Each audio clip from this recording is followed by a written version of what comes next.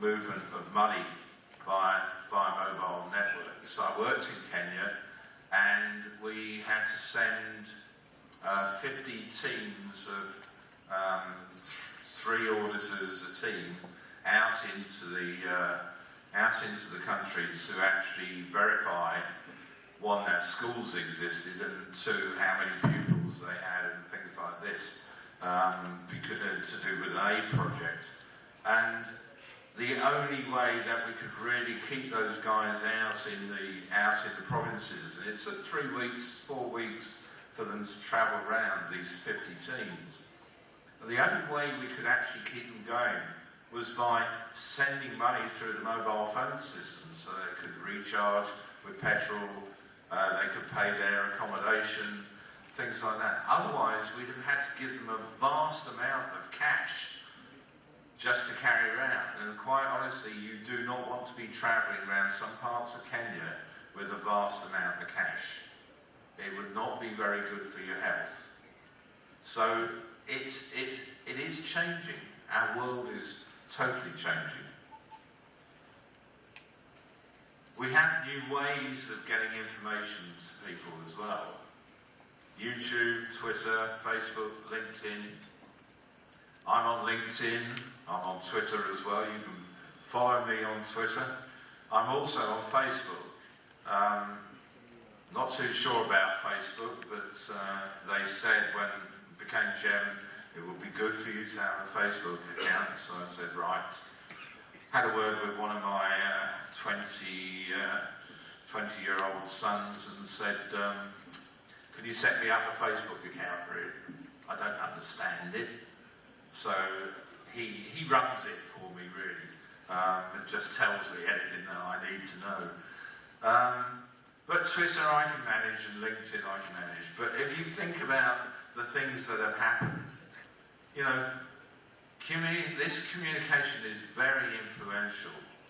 You know, who would have heard of what was happening in Egypt had it not been for Twitter, Facebook, for YouTube, the lot? They all appeared on there. It couldn't be kept secret. And it breaks down barriers. In Syria, would we have known about the unrest right at the beginning until it appeared on YouTube? And the thing to remember is, even in the country where my firm is based, in China, they have had to give in to a certain extent. They have a Chinese version of Twitter, which is called Weibo.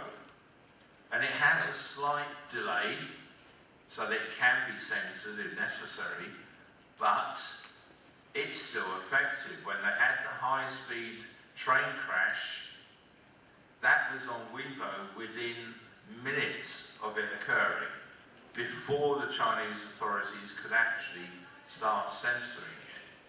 Everybody knew there had been an almighty accident with their high-speed train, and it was caused by signal failure.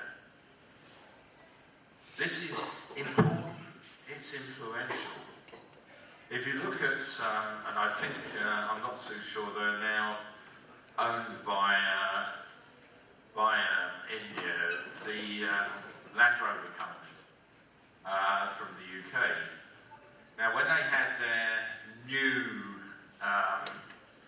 new super duper £85,000 Range Rover sort of on release, they signed up a number of celebrities, and for a certain sum, and also a nice super duper top of the Range Rover, those celebrities agreed to allow at least one tweet to go out every day about how wonderful this Range Rover was. Now, if you think of the amount of followers that some of these celebrities have, that is a really good way of advertising it, because even if only 1 or 2 people believe what the celebrity is saying, you know, that they had a wonderful drive in their nice new Range Rover today, if only 1 or 2 people believe it and go and buy a car, buy a Range Rover, it's well worth it. It's not cost that much. So we have to be thinking about what our organisations might be doing. We have our own social media in the Global IIA, and it's the auditchannel.tv. Now, if you haven't been on there, I urge you to do so, because there are some very good videos there, 3 or 4 minutes, explaining some of the very key things in our profession. Risk management, fraud, you name it, there'll be somebody who's talking about it. If it isn't there and you have a point to raise, do it yourself. It's quite easy. Just download a video of yourself onto the system and it will be put in that format. It doesn't need a big production team. And when you go on the auditchannel.tv, you'll see that that is the case. So everybody is using social media. You know, nobody is now saying it's not important. Companies aren't, and certainly governments aren't. This is the UK Prime Minister's website, and there you can see he's got Facebook, Twitter. He's actually got an app so that people can get onto his website from their smartphones, etc. Don't know why they'd want to, but that's for them to decide. But it's important. If it's important to government and it's important to our companies, then it's very important for us to consider. Communication helps us shape the future. As you can see, it's changing things all around. But it's not just in countries, it's also in our companies. And if you think about it, communication goes across cultures. You know, I told you about the Chinese using Weibo, the YouTube with the Arab Spring. I think we have to accept that communication now takes people well outside their normal routine. But that's clearly as much in companies, as much in organisations, as it is in countries. And so therefore it's a way of communicating within your organisation. There are a number of organisations now who use social media within their companies to actually advertise what internal audit is doing, how it's doing, what its internal audit plan is, what they're finding, and the sort of things that internal auditors are doing so that they can recruit talent from within the company. But I think also we have to remember that communication is now instant, and so we have to really be ready for it. It comes in all shapes and sizes. The written word is still very persuasive. Verbal, obviously a discussion often leads to a decision, and that is often the best way of doing things. I still hate it when I receive emails from somebody a couple of yards down the corridor in the office. Why didn't they just get off their seats and come and talk to me? You know, why send me an email? Visual watching is very, very persuasive. But all of these need an audience. There has to be somebody there watching and listening. So really, what we have to remember is if we want to be heard, we have to have listeners. And to know who your audience is, you have to be listening as well. And I think this is important, that you have to listen.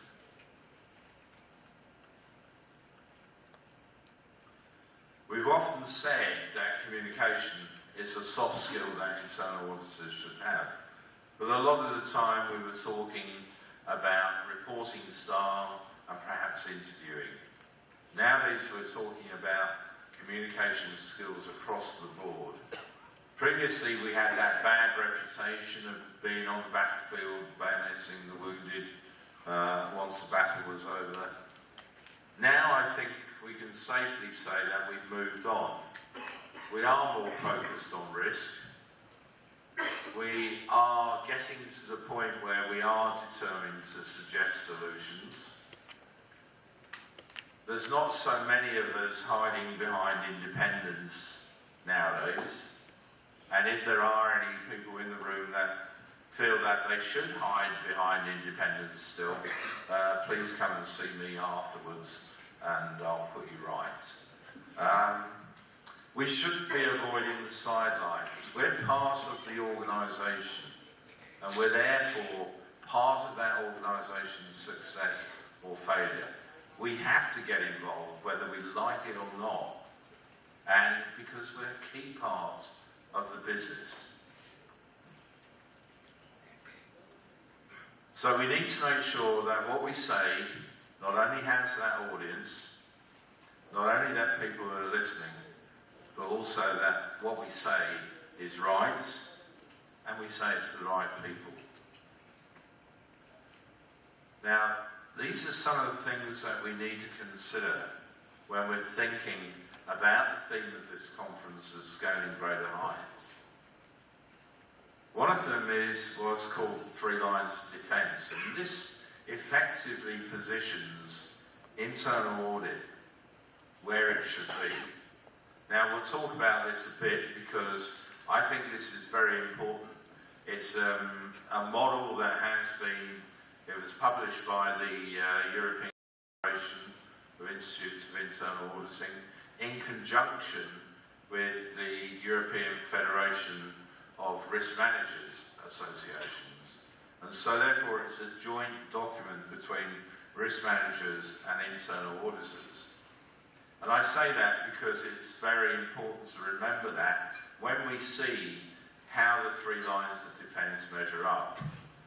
In the first line of defence, you have operational management and the internal control system. They're not the same. Operational management have a role to actually implement the internal control system.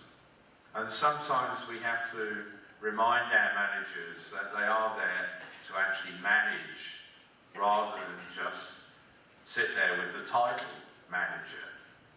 Because operational managers need to be involved. They need to make sure that the internal control system is working. And that's our first line of defence. So we have our policies, our procedures, we have the way that we do things, we have the manager's oversight. That's the first line of defence for any organisation. Then we have the second line of defence, and the second line of defence is those specialised areas that are looking in their area to ensure that the internal control system is effective within the area that they're concerned with. So this is where you have people such as risk managers, financial controllers, security, either computer security, IT security, or physical security, where you have a quality function, maybe a compliance function, maybe HR, maybe health and safety. There are a number. So the 1, 2, 3, 4, 5, 6 that we have listed here are just examples. They're not the only ones. And this second line of defence is very important because it's really the business control, the business arena, and it's setting the parameters for the first line of defence. And both of these report to senior management. Then you get your third line of defence, which is actually the last line of defence, and that's internal audit. And the role of internal audit is to oversee the second line and the first line, and to provide evaluations on whether they are effective in what they are setting out to do. Now that line of defence reports directly to the audit committee and to the board of directors, because that is where the effective area for assurance lies. Now you'll see on the right-hand side as you're looking that external audit and regulators are out to the side. Now external audit do not provide any defence whatsoever for an organisation. What they will do is they'll provide a statement on your financial statements of the previous year. they won't really act as a defender. Regulators set the rules. They're not acting as a defender. In fact, quite interestingly, when I was in Bangkok the other week, speaking to the Asian Confederation of Institutes of Internal Auditing, the chief executive of the SEC was the keynote speaker and actually referred to internal audit as the first line of defence. Now that rather threw me a little bit because I was going to be coming along saying that we were the third line of defence, but I managed to work it out there. Definitely from the way that she was looking, we are the first line, because she's looking that way, but we're looking that way, so it works for everybody. But I think if there's nothing else you take away today, please take this model away, because I think it's a very good way of describing to your organisation just where everybody fits within that organisation and where we're situated defending the organisation. And I think it's right to call it defence. That's what it is. We're defending the organisation against risk. So, the third line of defence gives that outlet to the Audit Committee and the Board. But the seat at the board table, as Richard Chambers, our President, has told us many times in his blogs, that seat is not vacant just for the CAE to walk into. The seat at the top table has to be earned. You aren't entitled to it. You have to prove yourself. So, if business is focused on risk, an internal audit operates a risk-based audit system, who can tell me that they audited access to credits in 2011? Now, that was one of the key business risks in 2011. And yet, around the world, I've probably found 10 auditors who have put their hand up and said that was in their audit plan for 2011, or it's in their audit plan now. We have to get serious about risk-based auditing. It's about the risks that face the business, not the risks in the processes, not the risk assessment that you do. It's the risks that are facing your business, your organisation. That's what we've got to audit. Because if we don't do that, what we do, we're not offering any line of defence to the organisation. Because we're not tackling what is important to them. We have to identify those business risks. We have to go through that now. I recognise that not all 10 will be relevant to everybody, but the point is we have to identify the business risks and then work out our plan. If we don't do that, we are not going to provide the value-added service that we all say that we provide.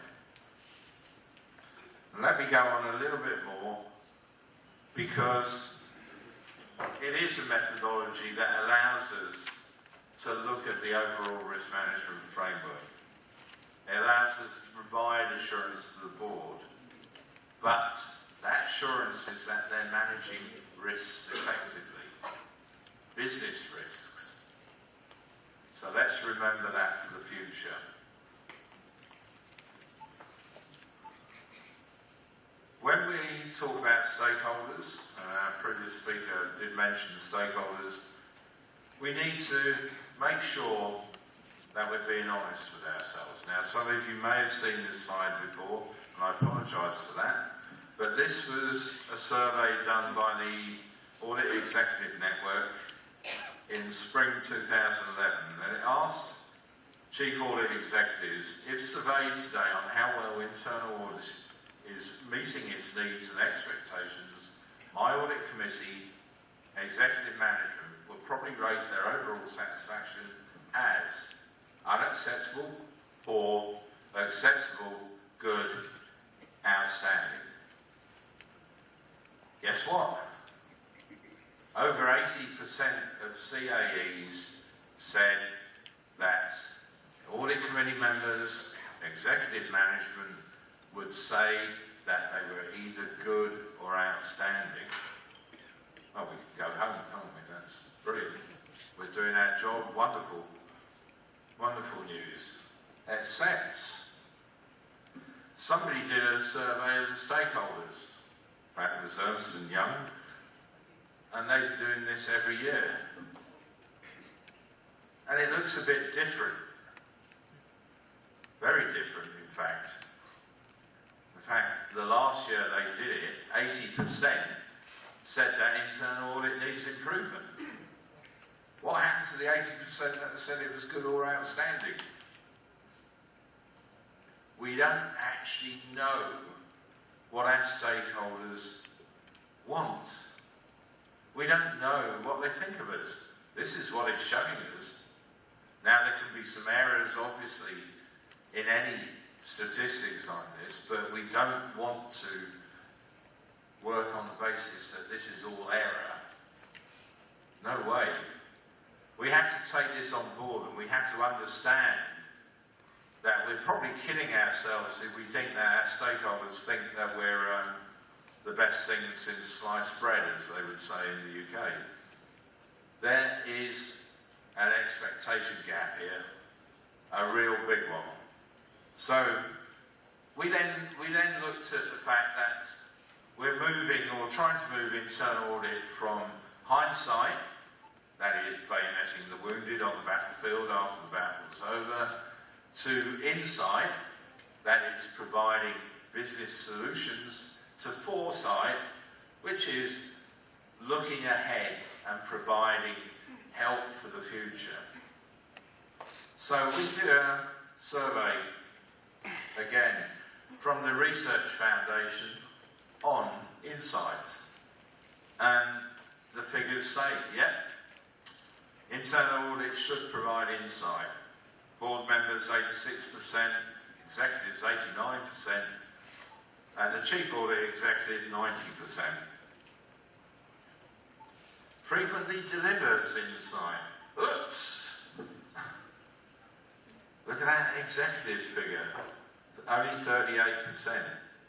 Even amongst chief audit executives, only 66% believe that internal audit frequently delivers insight, despite the fact that 90% of them said that we should be doing it. So what's happened to those that think we should be doing it, but they're not actually doing it? That's a bit of a problem for me. And then when we go to my internal audit delivers insight, the figures change again. And this is the bit that I find very difficult to believe, that we now have 81% saying my internal audit deliver insight.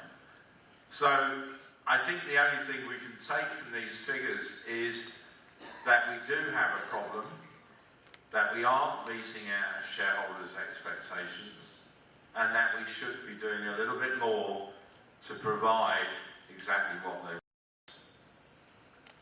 So we should actually link internal audit with risk management and governance in the organisation, and you do this through using an effective risk-based methodology.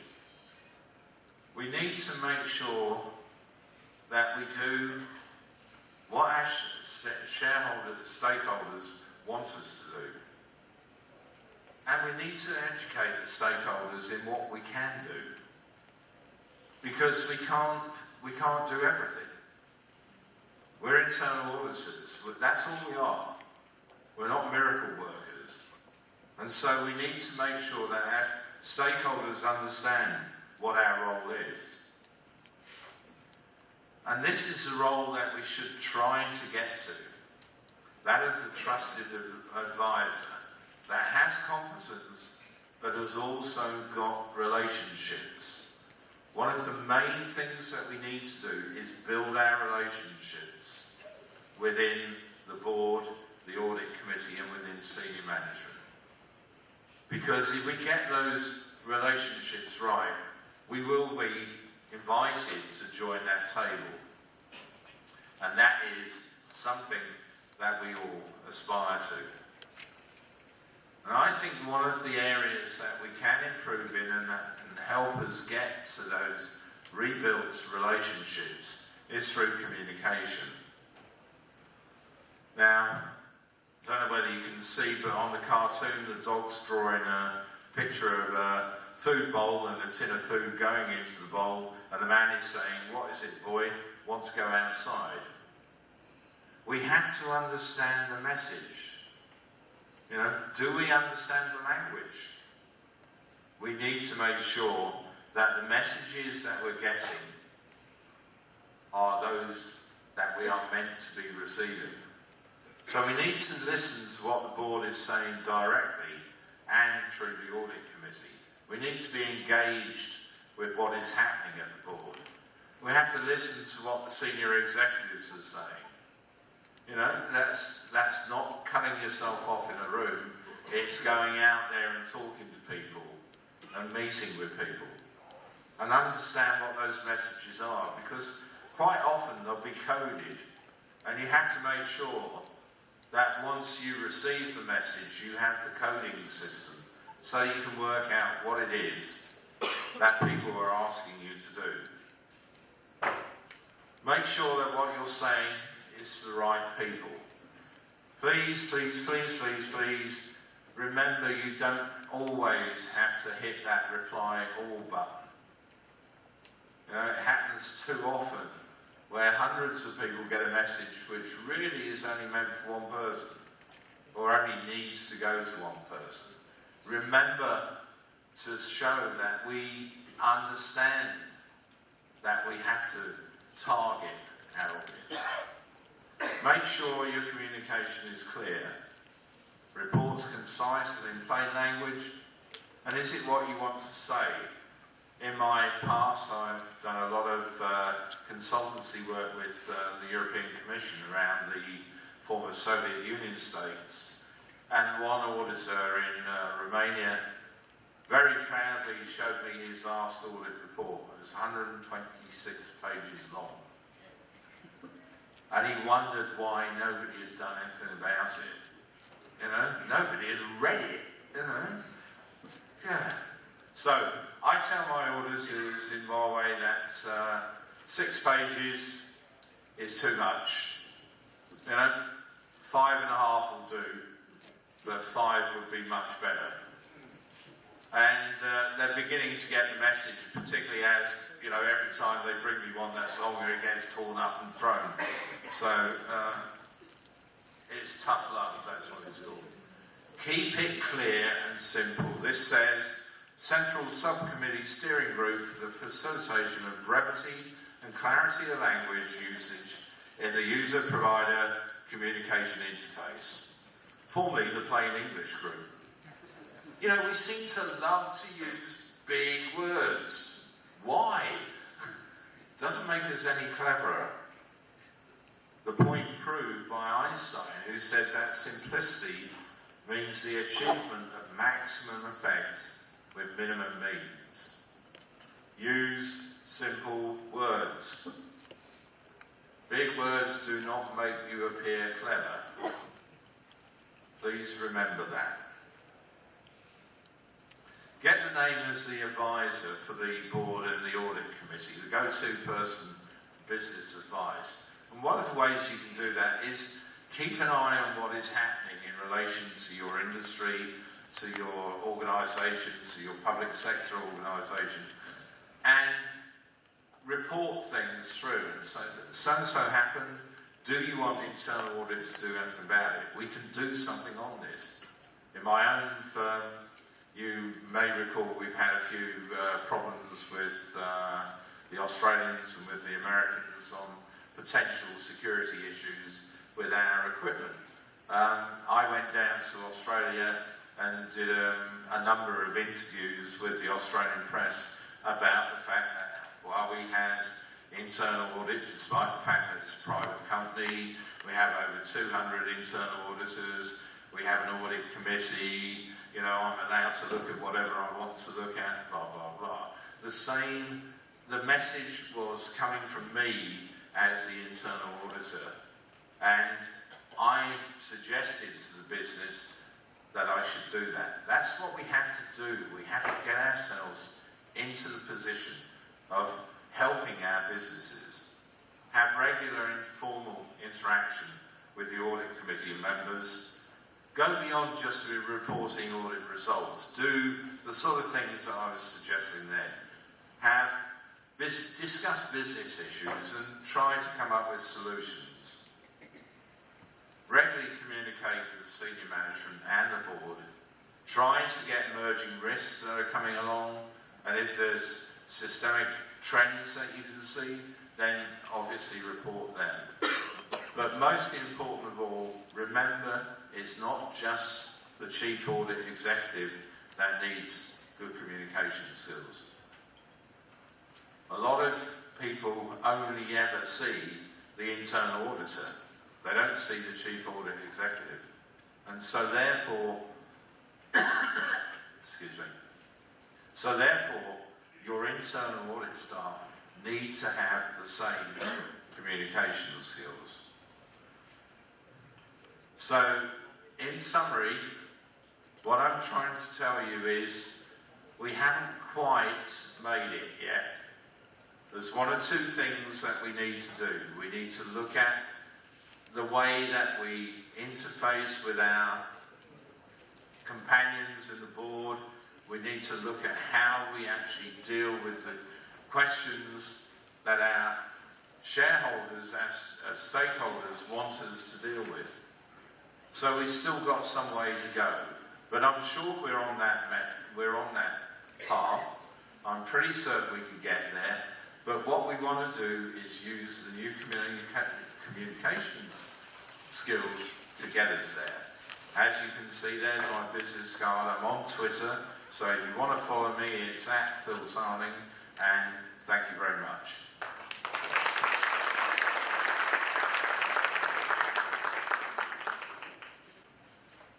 Thank you very much, Mr. Tarling, for saying it right and saying it right so beautifully. Ladies and gentlemen, a big hand to Mr. Phil Tarling once again for a wonderfully insightful presentation. Ladies and gentlemen, I'd like to present both our distinguished dignitaries with a token of esteem and gratitude. And I request Mr. S. Bhaskar, President, IIA Bombay Chapter, to do the honors. A small token of appreciation to Mr. Uday Khanna, our Chief Guest and Keynote Speaker.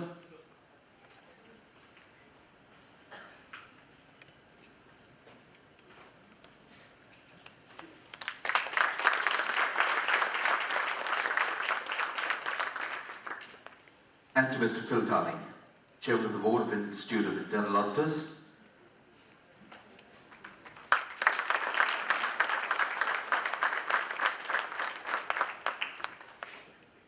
Ladies and gentlemen, to share with us his thoughts and insights in emerging and new competencies for internal auditors and chief audit executives, please warmly welcome Mr. N.G. Shankar, Head of Corporate Audit at the Aditya Birla Group. Thank you for that introduction. At the outset, I'm very grateful to Mr. Bhaskar for inviting me to this podium to share my experiences with you on this very important topic of competency.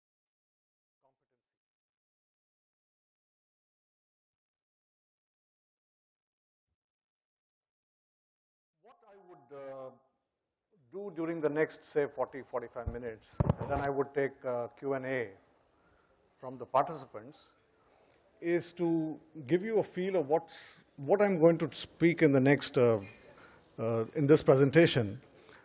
I'm going to speak on the context. I'm relating this presentation largely to the CBOX study. As you know, the CBOX study stands for Common Body of Knowledge. And it was started by the IIA way back in the 70s. And the CBOX study is normally done once in 4 to 6 years. And we now have the 2010 report that is relevant. And one of the aspects of the CBOX study is the internal audit survey, global internal audit survey. And I'm going to relate a fair amount of my presentation to this survey. And I will try to give you some insights on some of those specifics. So we will talk about competencies. A little later, we'll talk about the emerging topics of relevance for us, where we need to build competencies, and then some concluding thoughts. But during this process, I'm going to share a little bit more on my experiences. So am I audible at the back? Yeah, okay. So I'm going to share my experiences with you as we go along on how do we build competencies, what competencies have I gained during this process, and what is going to be important for auditors as a whole in the future. So to give a backdrop of why we are talking about competencies is, I think you would have by now realized that a very critical competency of communication is so important, relevant to us after Phil Tarling's chairman's video, as also his speech. And communication is the key. And I think there is no doubt in my mind that communication is key. Now, why this has changed? The context is that we have evolved over the last, say, 10 years, more specifically. And the business environment, the technology environment, the key expectations from stakeholders, I think everything has changed. And I can see it when I first joined this group. I was in ABB about 15 years ago when I started. That environment was different. We had certain expectations as being part of the audit function head in India. And then you just join a larger group. And our group has also grown. When I joined, it was $6 billion. Today, it is $40 billion. We were earlier in a lesser number of countries, and now we are more than 36 countries. We have not less than about 15 business sectors that we do audit for. And although my responsibility covers about 70% of the business, but still it's a very big number to deal with. So we have a lot of things on the plate. The third factor also is on governance. So when you look at governance, if internal auditing is one of the elements of governance, so how do you ensure that you're able to engage with those governance players and also determine whether overall, on an overall basis, it is effective and efficient. So I think internal audit plays a very big role in the governance framework of any organization. And the fourth, I would say, is that when we do all this, how do you know that you'll be able to deliver? So if somebody has to ask you as internal auditors, are you doing a good job? So how do you know that you're doing a good job? And I think one of the most important things is to see whether you're able to meet your own objectives, you're able to enhance or even meet the expectations of stakeholders. But then in doing so, I think it's important for you to build competencies. And one quick point I want to add here is that while competency is important, we will go into the definition. But as internal auditors, the level of competencies vary in different levels when you're an internal auditor, when you're a manager, and then when you're the CAE. At the same time, when we look at the jobs below, when you're in the beginning of your career, the technical and functional competencies are much more important. But when you go up the corporate ladder, and this competency framework is not necessarily for the internal auditors, it's anybody in management as well. So as you grow up the corporate ladder, more and more you would need is the behavioral competency. So I would guess that at the leadership level, you would need about 70% behavioral competency and only 30% functional or technical competency. So this is my take on that. So the CBOX study by itself was one of the most important surveys done by the IIA, and the Global Internal Audit Survey was one part of the CBOX study. And in the year 2010, when this was done, it had about coverage in about 22 languages and had more than 13,500 responses from across the globe. And I think it also covered more than 100 countries. So I think to that extent, it is unique, very comprehensive. And I think it's very important for us to understand that even though it was in 10, it is still relevant for us today. And the next survey would probably come in 2015. And this gives us a lot of information on how do you enhance your own role, your own offerings to the service, to the organization that you serve, and competency is just one part of it. So if you look at the overall CBOK study, you would find that there are 5 reports that have been published, and later at the end of the presentation, I would give you a reference to where you can actually download some of them. But the important aspect is you have something on the internal audit activity, you have something on measuring internal audit's value, and what's the next thing for internal auditors, and also what are the imperatives of change. And the 5th one that I mentioned, which I'm going to talk about a little bit more, is on the core competencies, which identifies and discusses the most important competencies for internal auditors. So while the word used is core competencies, we should not confuse it with the word core competencies in management. In core competencies in management is a little different, but what we mean by here, as per the CBOK definition of core competencies, is those competencies that are essential, most important for internal auditors to have in ensuring that they're able to discharge their duties effectively. So if I have to go to key competencies, one of the points is, what is a key competency? What is a core competency?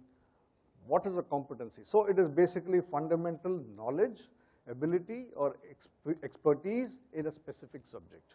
So I think that is very important for us to understand. So like Phil mentioned about communication. So do we have the right skill set in communication? I want to also pause for a moment and think